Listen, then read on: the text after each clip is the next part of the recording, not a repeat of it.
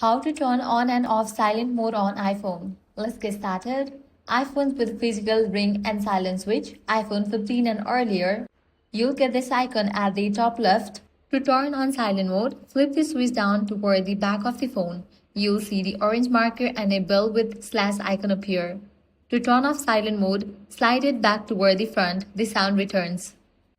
With newer iPhones featuring the action button like 15 Pro, Pro Max and later, the classic switch is gone. So what you need to do is go to Settings, navigate to the Option Action button.